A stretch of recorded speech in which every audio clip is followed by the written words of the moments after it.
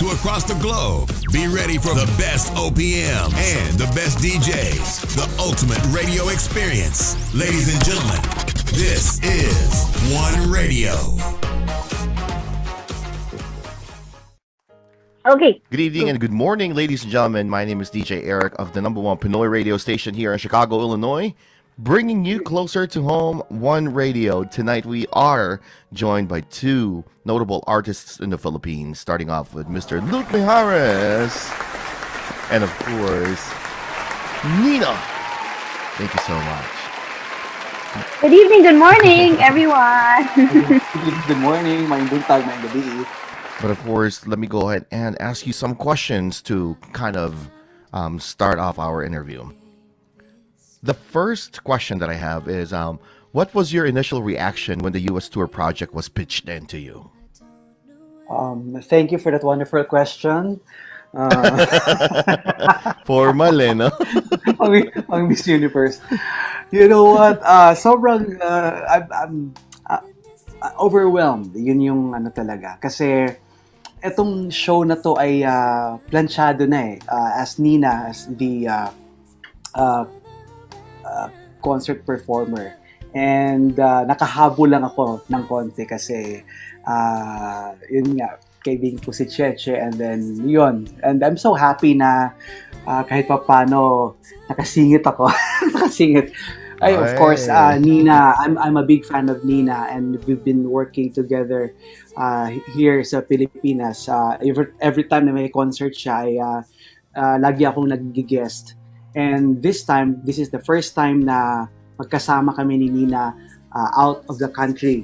So, sobrang excited at sobrang saya. And every time naman na makasama ko si Nina ay walang problema kundi sobrang magaan ka trabaho. So, and of course, balik ulit sa live gigs dyan pa sa US, diba? So, sobrang masaya, sobrang saya. Sobra. We're so glad to hear that. And of course, Nina, what was your initial reaction?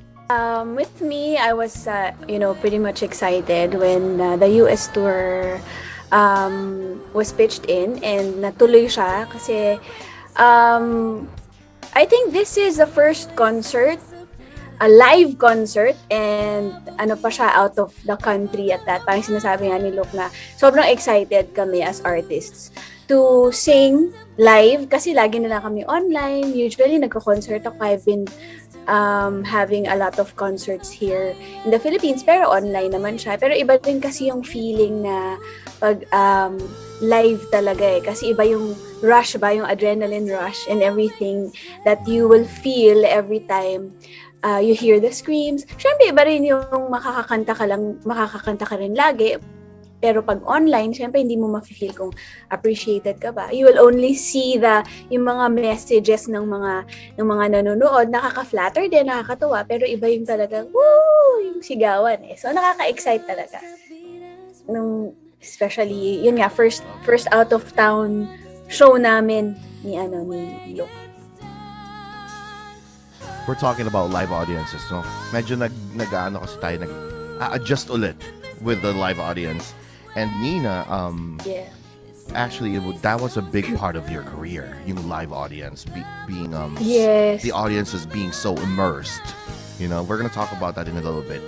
The next question is, you mentioned about the live audience. When was the last time you performed with a live audience?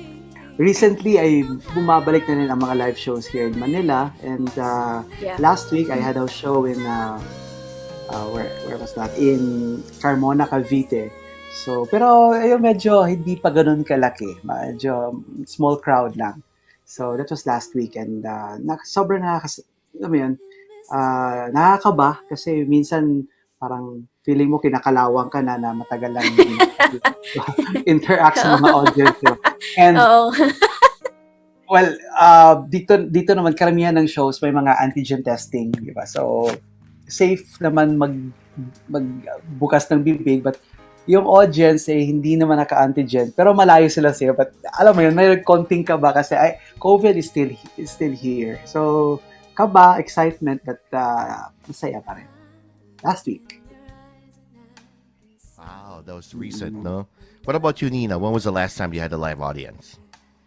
I think that was like was it last week then or 2 weeks ago, like kasi minsan meron na ding meron na ding nagre-request for you as like mga private parties and all, so hindi ko na alam kung alin doon yung pinaka recent, so siguro mga like last week din was my recent concert. So it really is a opening few up in the people, not Philippines. really a lot of people, but a few lang talaga kasi parang hindi pa rin kami tumatanggap ng parang talaga too crowded. Kasi mahirap talaga eh. Kumbaga siguro parang pailan-ilan lang, ganun. Pero pag sabihin nilang parang mukhang Woodstock, hindi siguro papayag. Okay. I see. So, both of you guys are also taking precautions in Yeah. accepting gigs or work pagdating sa mga live audience. I see. Of course, in comparison dito sa US, medyo talagang open na. We don't even have masks Oo on. nga eh. Oo nga eh, I And see. it really, and it is still the same situation, but then people are also clamoring for going out and getting back into their lives, which is actually a good thing for us, right? Because with you Yeah. guys coming in, that's one of the big steps the Filipino community would be a part of in coming back to the entertainment industry. Next question. What song would you say helped you find a spot in the OPM industry? A specific song that you believe has placed you as a notable artist in the OPM industry. Sige, ako muna. Alam mo, nakakatawa yung sa akin kasi syempre, naging thankful ako and sobrang proud na naging member ng South Border. And sobrang fan ako ng South Border. Naging singer ako and after nun, nag-solo ako. But ang nakakatawa kasi ako lang yung singer ng South Border na walang hit song. Alam mo yun? Oh, no. Yes. And pero kahit na gano'n. Talaga ba? Oo, ako lang yung wala. Oo. Hindi naman kasi halata. Oh, Halata. wow. Diba? Alam mo yun? Parang sa kanya lang naglata. Pero si Bricks, di ba, siya yung Love of My Life, kahit kailan. That was for the first album, yung songs na yun. But, alam mo yun, kahit pa paano na-associate pa rin sa akin every time nasa labas ako, na, uy, kahit kailan, or Love of My Life, ganun. So, kahit na hindi ako yung original singer nun, parang dahil naging member ako ng South Border, parang yun pa rin yung, nakikilala ako dahil sa songs na kahit kailan na Love of My Life. And thankful pa rin ako. I think you delivered it so well that we didn't care that the hit came from somebody else. Oo, know, parang but urig, you di ba? performed it. Parang urig Oh, kasi. Yeah, you performed it so well. You owned May the song. nabagay? Meron akong live version nun pala. So, yun. Pero yun, si Nina, ay nako, hindi mabilang yung mga hit songs. Hindi mabilang, no? Let's go ahead and Hindi. ask Nina the same question. Bata pa lang ako, napapanood ko yung sa MTV. Just- Bata pa lang ako. Talaga, I actually sige, remember ate ako. liking, I think with Nina, I remember liking the song These Dreams. I think one of your first performances on TV that I, became a fan of. And from then on, medyo finalo ko na si Nina. So, let me ask the same question. Which song helped you find a spot in the OPM industry for you, Nina? I think because I came out with Heaven from my first album. So yung iba parang hindi pa kasi nila medyo alam na Filipino pala ako. So kala nila kasi iba rin yung parang yung video. So parang feeling nila hindi ako Filipino. So parang hindi ko alam kung Thai or ano naisip nila. So yun. Tapos yung nung lumabas yun, parang I came out with another single which was Jealous, I think. Tapos, yun, that was an original song kasi. And tumatak din sa mga tao. So parang, yung meaning ng song and everything, the way I sang it. So parang iba naman sa pandinig nila. And yung third song was parang, I think Foolish Heart. Foolish Heart yun eh. Yun yung medyo mas tumatak sa kanila kasi the song had a whistle in it. So parang, medyo, nung Jealous, medyo nakikilala na ako as, ay, Filipino singer pala siya. But when I came out with the song Foolish Heart, so, yun, parang medyo nawindang yung mga tao siguro na parang, oh, may Ang whistle. daming nabaliw. Oh, Yung lumabas yung Foolish Heart, ang daming nabaliw. I think Oo it nga, is kasi safe parang, to say. ay, oh, I think it is safe to say that Nina actually molded the music industry when it comes to live performances and the style of music. Tumika talaga, pumutok talaga when Nina came out with all of these songs that she had made popular during that time, and I was one of those talaga na always listening to it.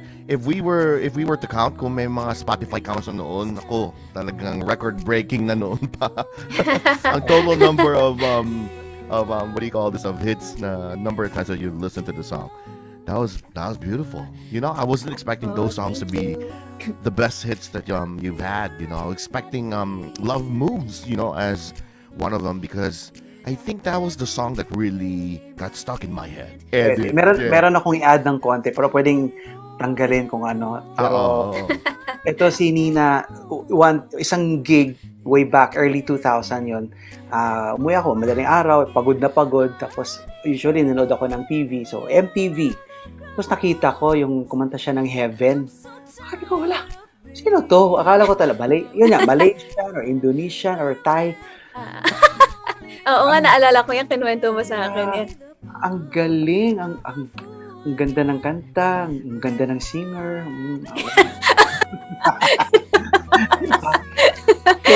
Talagang ni-research ko yun kung sino. Inuli pa eh.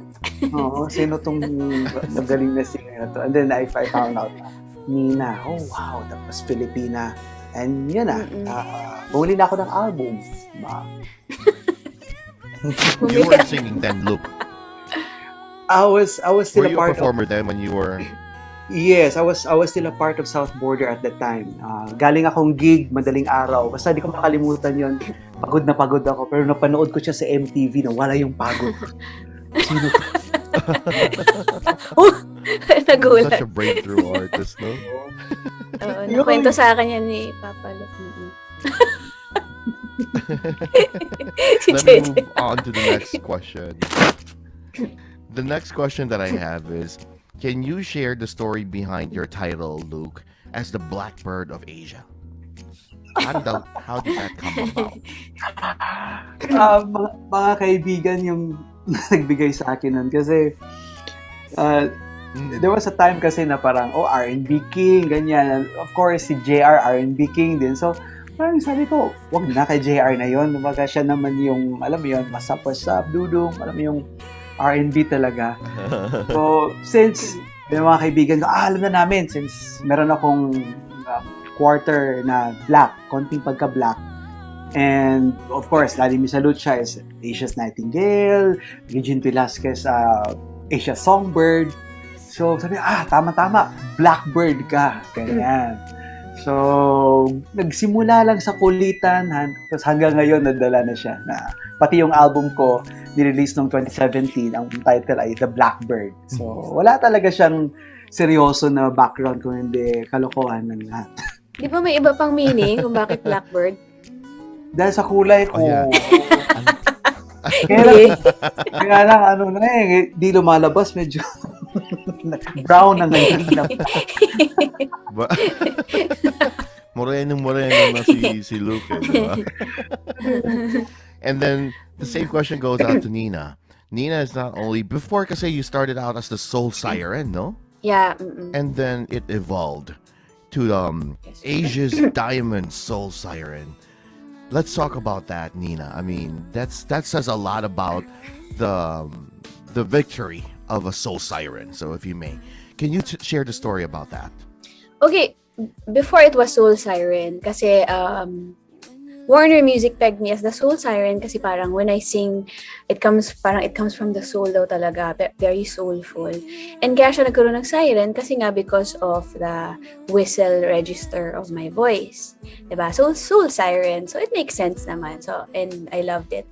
Tapos, Kaya siya eventually naging Diamond Soul Siren kasi when I received the Diamond Award for the Nina Live album. So, kung si Maricel Soriano, Diamond, ano ba siya? The Diamond Diva, ano ba tawag niya? So ako, kaya nagkaroon ng Diamond kaya nagkaroon ng Diamond, yung Diamond Soul Siren because I was the first female artist to have received the Diamond Award in the Philippines. So, kaya naging Diamond Soul Siren. Bukod dami. Nakaka-proud yun. Nakaka-proud. Nakaka-proud talaga. Naiyak nga ako nung time na yun. Grabe. When I received siguro the sa award, akin mga 1 million listening. What is diamond, if you may? If we are to put it into numbers, what is diamond compared to gold? Di ba parang may ganun, your gold recipient ng gold record album. But diamond is on a totally different scale. May gold, may Diamond platinum. is Diamond like, is a totally platinum. different scale. I think platinum is, if I'm not mistaken, during our time, nung wala pang mga Spotify and everything, like platinum was, I think, 10,000 units ba? Hindi ko sure correct me if I'm wrong, pero parang 10,000. Tama ba, Che? 10,000 units. Yes, Tama ba? Yes. Oo, during our time. Tapos, syempre, ang diamond is 10 times platinum. So, 10 times siyang, parang, and more, parang 300,000 plus album sold during our time. So, Grabe. Wow. And we're talking about actual physical albums Yes. that people bought correct. Time. Correct. for you to reach that. No? Yes, correct. Not Spotify on-demand clicking of Yes. a button. This So, is an actual Physical CD. very very Physical honored, CDs. very very flattering sa akin yun kasi parang may pinaghirapan talaga na every mall tour, mall show, every meet and greet, pinuntahan ako ng mga fans and all, bumili ng album talaga, physical album. So paghihirap talaga during our time at least. So wala pang Spotify and YouTube That was and my time everything. too. Yeah. So nakakatuwa talaga. Right. Blood, sweat, and tears. Grabe, no? I apologize if I get to cut you off sometimes kasi medyo may latency Delay. yata. Okay lang yan. My talking Yeah, and so- your video. Okay, now I'm gonna move on to the next question. What was life like during the pandemic for Luke? Marami akong pinasok ko. I thought Tell me 1 more month about lang yung pandemic. Parang after 1 month tapos na to, ganyan. And then yun na, March nag-lockdown dito eh. And then April hindi pa bumabalik, hanggang May hindi pa rin. So at the time wala pang mga virtual shows. So nagbibenta ako ng beauty products, online selling. Kasi meron akong mga beauty products na in-endorse, and isang pwedeng gawin as an endorser ay pwedeng magbenta. So pinasok ko siya, and syempre maraming natatawa, mga kaibigan ko, uy, ano ba yan? Baka lang to, gano'n. So alam mo yan, parang ako naman, sanay naman ako magbaklaan, di ba? So, alam mo, wala akong... Nagkatotoo na daw. Oo, nagtotoo na daw, gano'n. So, sabi ko, okay lang to. Basta, alam mo yun, kahit pa paano kumita. So, yun, nagiging online seller ako ng beauty products. Tapos, may kaibigan din ako na nagsusupply din ng mga PPE. So, nagbibenta din ako ng PPE sa mga kumpanya, para just to survive. Kasi, syempre, may pamilya at may mga anak na. And doon din nag-start na may mga kaibigan ako, may mga small businesses like mga pagkain or mga chocolate cake or ano man dyan, na pinapadalhan ako to post it para ma-promote. And then, minsan, binibigyan ako ng honorario, minsan wala, which is totally fine, basta makatulong lang ako. So, yan yung ginawa ko nung pandemic, yung kasagsagan ng pandemic talaga, lalo ng 2020. That is so nice, you know. Talagang everybody has to do whatever it takes for them to be able to get by and to provide. What about Nina? What was life like of a Nina during the pandemic? Well, for me naman during the pandemic, ako kasi like I'm homebody kind of person. So for me, para sa akin lang, parang nothing has changed kasi sa bahay lang naman talaga ako, and yung mga gigs naman talagang online, sa awa ng Diyos, may mga dumarating naman na online gigs and all. And mas naging siguro I parang I share the sentiments of the musicians kasi sila talagang they live for live shows and all. So if there is a chance na makatulong sa ibang mga musicians, kunyari online show for a cause for the musicians to give back, ganun, sumasama naman ako. And siguro one thing also din na nakaganda sa akin sa pandemic, hindi ko na lang inisip na nakapangit or something, is I became closer with my family. I spent a lot of time with my family. Nagkaroon kami ng bonding together, di ba? And yun, kumbaga, hindi ko na lang siya tinignan as a bad thing. Bad thing siya kasi syempre, maraming nawalan ng trabaho, maraming nagsara ng mga establishments. Pero, yun, this too shall pass naman. So, sa akin parang... That's right, no? Right, so parang since yun naman talaga ang setup mo in your life, parang they all fit into your world this time, no, Nina? Because they're the ones who also stop working and has to stay at home. So, yun ang naging bonding experience mo with them. Yes. That was beautiful. Okay. Well, just like what both of you mentioned, there's also the part where you can still perform via live streaming, no? And when it comes to technicalities of it, lagi tayo may problem, lagi tayo may mga pagdadaanan about that. It became a popular option for artists. How did you start actually for Luke, how did you start your live streaming? I know you go live on Kumu, I believe, and some other platforms. Before nag-start ako mag-Kumu, kaya lang there was a time na syempre wala kang tulog kasi sa Kumu talagang may kita talaga. Sobra. Marami akong kaibigan na nakabili ng sasakyan, bahay, ganyan dahil sa Kumu. But dahil meron na akong mga health issues din konti, medyo bumabalik yung hypertension ko nung nagkukumo ako pag madaling araw na natutulog. So, kailangan kong huminto talaga. Yun. Pero, may mga kumpanya naman, lalo na si Cheche, binubook kami sa mga corporate shows, malaking bagay yun. Nice. Mga pharma na company. So, dun ako laging nagigig sa mga parties ng kumpanya, tapos mga events, kanyan, online lang lahat. So, yun, great. masaya. Mm-hmm.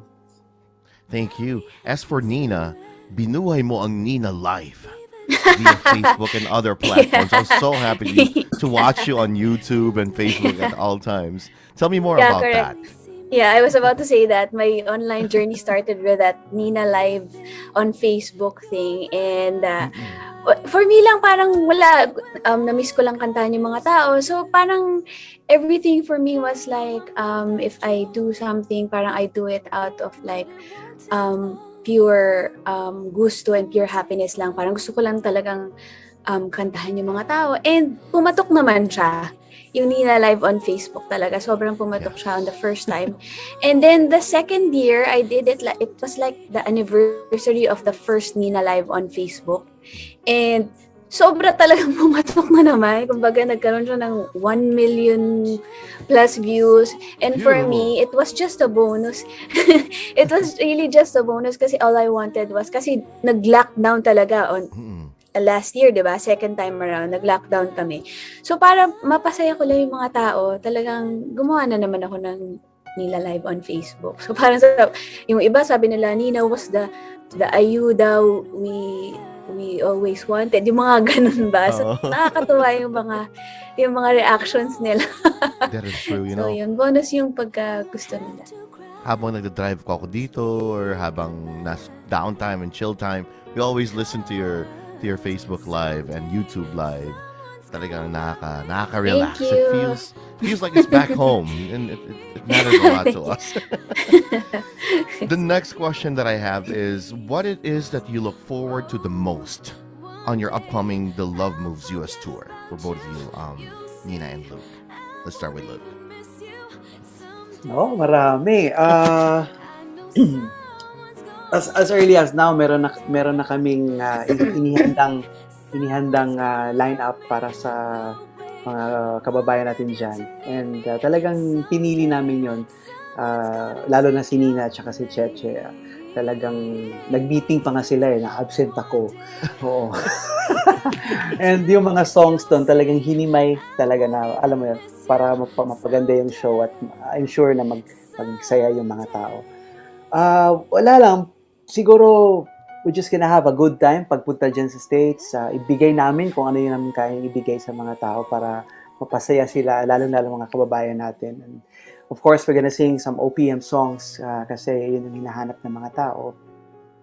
And since this is the first time na makasama ko si Nina ng out of the country, ano din to, ibang feeling to kasi ibang crowd eh. Ibang crowd. And then matagal din kami hindi nagka-duet din.